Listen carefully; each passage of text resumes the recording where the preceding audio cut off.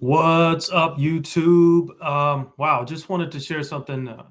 It's like they say, writers, keep a notepad by your nightstand, when you have something just pop into your head so you can write it down in real time. The main thing that's there for me is, I've studied a lot on healers over the years. And I just found myself thinking about this on the way home from work today. Healing is an inside job. Be very clear about that. I don't care if it's the Western medical model or if it's a herbalist or a naturopath. It still boils down to the fact that had a call coming in. I'll have to call her back. It still boils down to the fact that healing is something that starts inside before it manifests in the outer, because all disease starts in the mind or brain first before it manifests in the physical body. If you want some reference, check out the work from Louise Hay in a book, two books actually, one called You Can Heal Your Life. She actually healed herself, if I'm not mistaken, on what was considered to be or a diagnosis at the time of terminal vaginal cancer, right? And then she has a follow-up book to that called Heal Your Body. And actually, You Can Heal Your Life is actually a two-part documentary as well, if you wanted to purchase that. I actually saw it, rented it from the library some time ago. But the point is of this whole video is understanding one very simple thing. When it's like when they say when the student is ready, the teacher will appear. When you are ready to be healed, then the healing and all that it takes for that healing to occur will show up, whether it's the right foods, the right nutritionist, the right herbalist, plant-based. I think from all the research I have done is what gives you the best possible chance of healing holistically, spirit, mind, and body. And that said, when people get into these conversations of like you tell somebody that that this person actually cured, and technically you can't say cured because the FDA, owns that. I think they patented that word. But when you help somebody to reverse a chronic or life-threatening dis-ease, the fact of the matter is, on some level, they were causative in creating the space for that healing to occur because they were ready to be healed. And when you're ready, you'll do what it takes. When you need to eat healthier foods, when you need to work out, because you've been given a diagnosis that's so confronting that it brings tears to your eyes and just punches you in the mouth, because you realize if you don't do something different, then you are going into an early grave. You will do some things differently. Believe you me, you will. That's if you want it. Because it's like they talk about with the placebo effect. They'll give the one group the sugar pill when it's actually the drug, and they'll give the other group the drug, and they'll tell them it's the sugar pill. So you give the one group the drug, they think it's the sugar pill, they get worse. You give the other group the sugar pill, and you tell them it's the drug, and they get better. I hope that makes perfect sense, because that just goes to show just how powerful the mind or the brain is in terms of bringing about healing or destruction, disease, and early death. So everything is possible. And even in the Bible, it talks about that, about how powerful our thoughts are, how words can create and destroy. And it's all within our being that we have the ability to transform our lives through shifting our mindset and taking a new action, especially a new action around what it means to live a healthier lifestyle. So please, folks, be very clear. Healing is an inside job. Healing does not come in a bottle. I don't care if it's a pharmaceutical or a herbaceutical. It doesn't come in a bottle.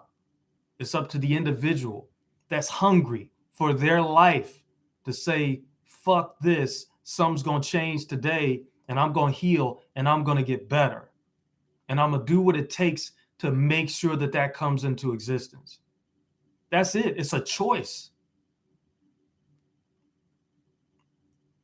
And so when people want to see, records and documents from this person and that person that said they healed somebody and this person that said they healed somebody, like Dr. Sebi, God rest his soul, when he was being arrested and persecuted in New York because he was talking about curing people of AIDS and cancer and all these other diseases that they said there was no cure for, his patients had his back. And in this particular case, they actually had documented evidence, proof, medical records saying this was my diagnosis and this is my clean bill of health, as the story goes. Now, I may not be saying that verbatim, but you get the point, you get the gist of it.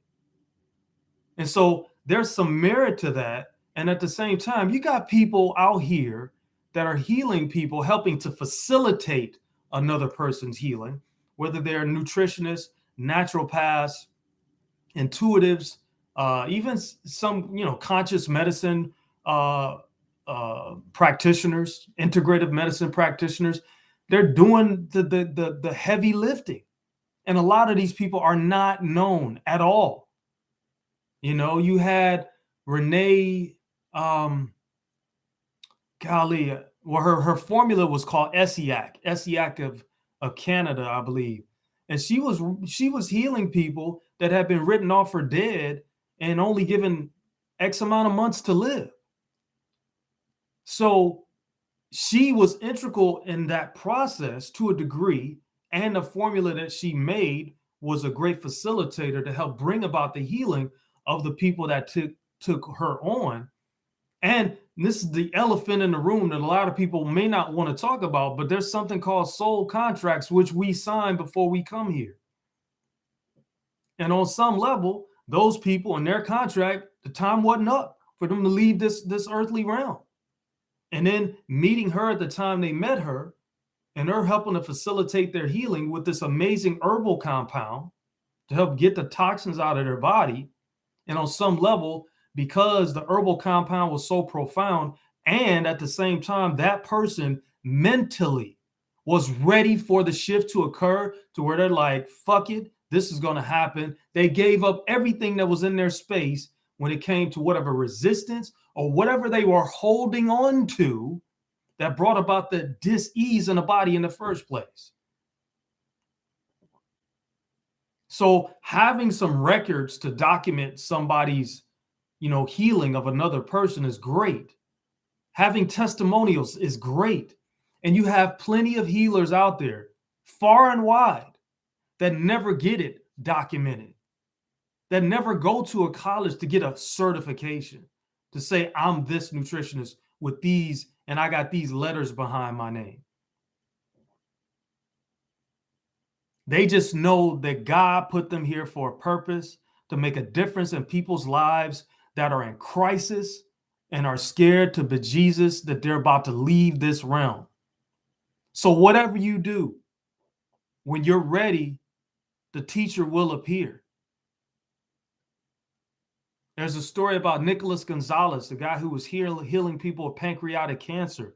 And that's one of the worst forms of cancer there is. And Michael Landon, the actor, came to see him.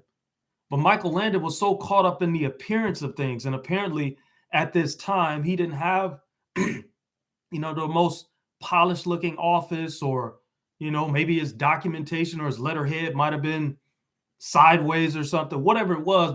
And Landon wasn't enrolled. He didn't see it because it wasn't appealing to his eyes. And at the same time, that was the man that could have helped facilitate his healing. Healers are just a guide. Healers have their own healing to do. And when we, as healers, are in that space of being a contribution to you, on some level, we're coaching you and treating you as much as we're treating ourselves. So just be clear that if you are ready and it's your time for your healing, in this case, it will happen. And just trust the Most High. Trust something greater than yourself to guide you on that path, because there will be many times when it will be very touch and go. And you can't let that deter you. Keep your head up. Keep fighting. Keep believing. Keep praying. Keep meditating. Keep being grateful. Keep giving thanks for every moment, because every moment is precious. Look at the times that we're in. So you get to choose, at least for now. God willing, hopefully for the rest of our lives, we'll still get the opportunity to choose what we want for ourselves and our life and our health. So that was just something that was on my mind. Just trust. Trust that inner knowingness. Trust your gut. And if you go to see somebody, even if they don't have the best looking this, or they, have you come to see them and they work out of their garage, all of that's irrelevant. I saw a man some years ago in Georgia that was a healer that was very sickly. And when I saw his pictures of how he used to look, I'm like, what happened? And I didn't have the courage to ask him what happened. He looked frail and very sickly. And at the same time, in going to see this man and just his words of wisdom and different things that I could implement, it wasn't revolutionary. Ultimately, he wrote it down and said, Mr. Jackson, this is the formula. Do these things and come back to me in a week, a month, whatever we schedule. But this is it. So don't expect it sometimes to be this aha epiphany, eureka moment. It may not be that at all. Because on some level, I guess what I'm saying right now is I've kind of expected it to be that way. That's not how it shows up a lot of times. It's very monotone. It's just like, this is it. Take it or leave it. And that's how it is with all healers. They're just like you and I. I would assert that I'm a healer. And at the same time, I'm no different than anybody else. We all have our own battles that we're fighting. So choose this day whom ye will serve, I believe, as the good book says, because healing is possible. I don't care what anybody's told you. So peace and blessings and the best of health to you, spirit, mind, and body, and know that healing awaits. Just step into it and take it on. Because above all else, and this is the last thing I'll say to be complete, it isn't a fad. It isn't, oh, I'll do the master cleanse to lose 10 pounds. That's not what the master cleanse is for. The master cleanse is to help people to heal and to detoxify their body, just to use that example. There was a famous singer that they profiled on one of these entertainment shows years ago, and they're like, oh, she did the master cleanse to lose some weight. I'm like, that's not what the master cleanse is for. That's a byproduct of it, but that's not really what it's for. So just understand that when you're doing something like this in a toxic society, which has been the case for a long time, genetically modified food, you name it. The point is simply this. You have to realize it isn't an overnight process. You didn't get there overnight. It isn't a fad. It is a lifestyle change. That is where the difference is made. And that's where the difference is made that's going to last you for the duration of the rest of your life so that you can have the experience of health.